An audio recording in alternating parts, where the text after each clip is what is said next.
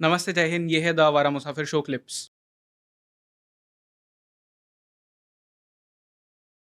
Which is spices.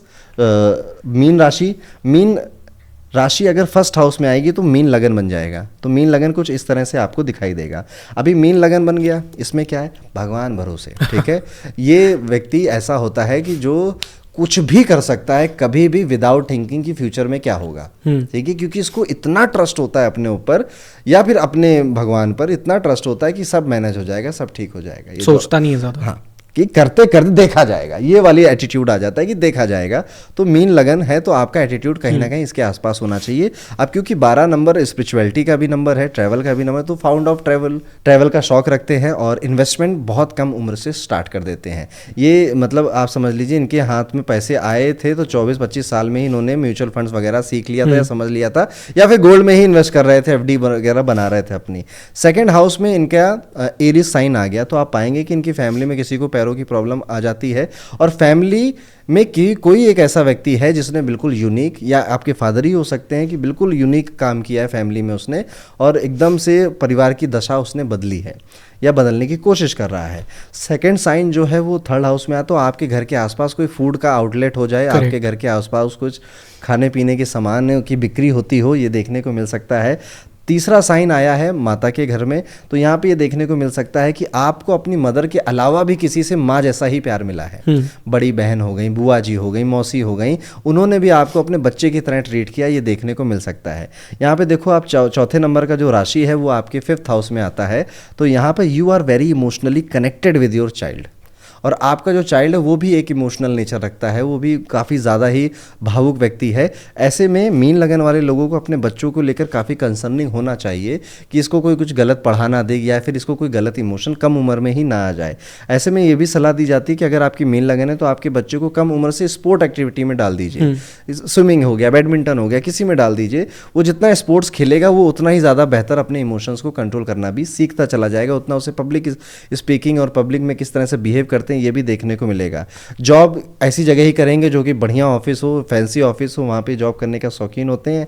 अभी देखिए 6th number sign इनके मैरिज हाउस में आ गया, तो इनका जो स्पाउस है वो बहुत गलतियाँ निकालता है, बहुत कमियाँ निकालता है इनकी, जिस वजह से ये अपनी मैरिज में परेशान रहते हैं कि तुम्हें जब देखो तुम्हें गलतियाँ ही गिनवानी, तुम्हें जब देखो तुम्हें क्रिटिसाइज ही करना है, कभी तारीफ भी कर लो, पर क्या करे वो स्पाउस बेचारा मजबूर है वर्गों के साइन से। 7 नंबर साइन अगर आप देखें तो वो इन लॉज के हाउस में आ रहा है, तो in laws can be very fancy, थोड़े से रिच भी हो सकते हैं, या फिर इन लॉज का जो घर है वो काफ़ी अच्छा और काफ़ी बेहतर हो सकता है। 7 नंबर की राशि यहाँ पर आकर ये भी बताती है कि आप ना किसी चीज़ के पीछे जब पड़ जाते हैं तो कितना भी पैसा आप खर्च कर सकते हैं। चाहे आप रोमांस में पड़ जाएं तो आप पैसा खर्च करने लग जाएंगे उसके ऊपर, चाहे आप किसी सब्जेक्ट के पीछे पड़ जाएं तो कोर्सेज और बुक्स में पैसा खर्च करने लग जाएंगे। तो किसी चीज़ ने अगर इनका इंटरेस्ट ले लिया तो ये उस इंटरेस्ट को पूरा करने के लिए कितना भी उड़ा सकते हैं, कितना भी खर्च कर सकते हैं। फादर के लिए ये लगन बहुत अच्छा यहाँ पे नहीं दिखाई देता, क्योंकि 8 नंबर का साइन फादर के हाउस में आया, तो फादर को अपनी पर्सनल लाइफ में काफ़ी अप एंड डाउन देखने को मिले हैं, करियर सेट करने में, पैसे कमाने में काफ़ी चीज़ें देखने मिली हैं। लेकिन देखिए 10th नंबर हाउस में 9 नंबर का साइन आ गया, तो ये जहाँ पर भी अपना करियर शुरू करेंगे वहाँ पर सबसे बड़े बन जाएंगे, या फिर इनका नाम वहाँ पर चलने लग जाएगा, ग्रोथ मिलेगी। जैसे ही ये अपना करियर शुरू करेंगे भाग्य का सहारा मिलना स्टार्ट हो जाएगा, लक इनका बूस्ट होने लग जाएगा। अब 10 नंबर का राशि आप देखिए तो दोस्तों के सामने घुटने टेकेगा ये आदमी, या रिश्तेदारों से तंग रहेगा, परेशान रहेगा। और ट्रैवल, स्पिरिचुअलिटी, इन्वेस्टमेंट से मीन लगन को बहुत फायदा होता है, ये जितना इन्वेस्टमेंट करते हैं उतना इनको प्रॉफिट होता है। अब हो सकता है कि आपकी लगन मीन ना हो लेकिन आपकी राशि मीन हो, तो मीन राशि के साथ क्या हो सकता है इस साल में उसकी थोड़ी बात करते हैं। तो शनि इस बार आपके लगन में बैठने आ रहे हैं, चीज़ें स्लो होंगी, चीज़ें डिले होने लग जाएंगी, बिजनेस में डिप देखने को मिलेगा, जो भी काम आप कर रहे हो उसमें थोड़ा डिले, प्रॉब्लम, ऑब्स्टिकल से रेडी रहिएगा, बट इससे घबरा कर रास्ता मत बदलिएगा, चेंज करिएगा, थोड़ा सा बदलाव करिएगा। क्या चीज़ आज के टाइम में चल रही है उस पर सोचिएगा, एनालाइज करिएगा अपने कॉम्पिटिटर्स को, अगर आपका मीन राशि है कि वो क्या कर रहे हैं, आपके कलीग्स क्या कर रहे हैं। जितनी जल्दी आप ये शुरू कर दोगे तो मार्च के बाद जो बदलाव आने वाले हैं वो आप खुद कर सकते हो, खुद चेंज कर सकते हो, अपने आप को रेडी रख सकते हो। तो बी रेडी, क्योंकि शनि अब लगन में आकर बैठने वाले हैं। हेल्थ वाइज भी ये साल मीन राशि वालों के लिए बहुत खास नहीं है, क्योंकि मीन राशि में शनि खुद आके बैठने वाले हैं। तो आपके मून के ऊपर शनि आया, जो हाल अभी कुंभ राशि वाले का था, अभी मार्च के बाद से मीन राशि वालों का होने वाला है कि आपको हॉस्पिटल जाना पड़ेगा। ठीक है, आपकी तबीयत खराब होगी, इवन आपको बोन रिलेटेड, स्टमक रिलेटेड भी इश्यूज देखने को मिलते हैं इस साल। शनि यहाँ पर बैठकर अपना तीसरा एस्पेक्ट थर्ड हाउस में, 7th हाउस में और 10th हाउस में अपना एस्पेक्ट डालने वाले हैं। तो आपकी मैरिज में भी थोड़ी बहुत प्रॉब्लम्स, आपको फाइट्स वगैरह देखने को मिल सकती हैं। इवन अगर शादी होने की बात चल रही है तो होते होते एंड मोमेंट पे शादी को थोड़ी कैंसिल हो जाए, ये भी देखने को मिल सकता है। और अगर देखा जाए तो प्रोफेशन वाइज अगर आप बदलाव कर ले गए तो इससे ज़्यादा यादगार साल कोई नहीं होगा। ये क्योंकि मीन राशि में शनि आया है ना, तो वो अपनी वाइब्रेशन लेकर आया है। आप बस उसको समझ लो कि अच्छा ठीक है, तो मुझे बदलाव करने के लिए, अच्छा इनके मन में ख्याल आने लग गए हैं, चाहे बिजनेस ओनर हो चाहे व्यापारी हो, अभी से इनके मन में ख्याल आने लग गए हैं। क्योंकि कोई भी इवेंट लाइफ में होता है तो वो उसी इवेंट नहीं हो रहा होता है, उसके पहले की प्लानिंग, थॉट प्रोसेस, कई सारे लोग आकर वही सेम बातें आपसे बोलने लग जाते हैं, फिर आपका माइंड मेकअप होता है, देन जाकर वो इवेंट हैपन होता है। ये मीन राशि वालों के साथ हो रहा है।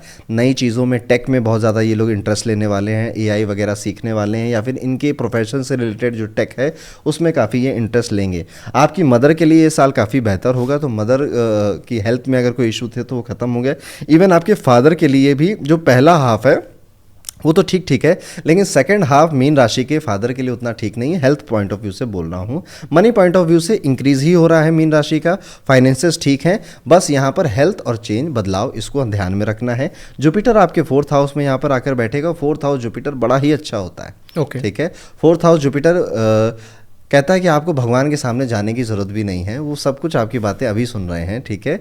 तो ये बस डिज़ायर करने की देरी है। 4th हाउस जुपिटर, आपका वो काम होने लग जाएगा मीन राशि वालों के लिए। यहाँ पर 4th हाउस में जुपिटर बैठकर जो एस्पेक्ट है वो 8th हाउस में डालेगा, ठीक है, और अपना 7th एस्पेक्ट प्रोफेशन में डालेगा। तो अभी वही बात हो गई कि शनि प्रोफेशन में खराब करने आया है, जुपिटर उसे ठीक करने आया है, तो चीज़ें थोड़ी सी डाउन जाएंगी फिर एकदम से राइज हो जाएंगी। तो यही पेशेंस का खेल है, ठीक है। इसमें ही अगर विचलित हो गए, जैसे जो लोग कमज़ोर मन के होते हैं वो विचलित हो जाते हैं, अरे वो हो गया, आप क्या करें। जो इसीलिए मीन राशि एक ये वाटर एलिमेंट का राशि है, तो ये इमोशनल बहुत ज़्यादा, लेकिन यहाँ पर मेरी सलाह है कि आपको थोड़ा सा पेशेंस इस साल प्रैक्टिस करना पड़ेगा। आप कर लो तो अच्छी बात, नहीं तो इस साल खुद ही करा देगा आपको प्रैक्टिस। 9th जो एस्पेक्ट है, अब आप देखोगे इनके 12th हाउस पे जाएगा, तो मीन राशि वाले दिसंबर के बाद ही मैं कहना चाहूँगा कि आपको विदेश की सोच, टिकट कटानी है, टाइम निकलना है, कैलेंडर से शेड्यूल फ्री करना है, ये सारे सोच विचार आपके दिसंबर के बाद ही चलने लग जाएंगे।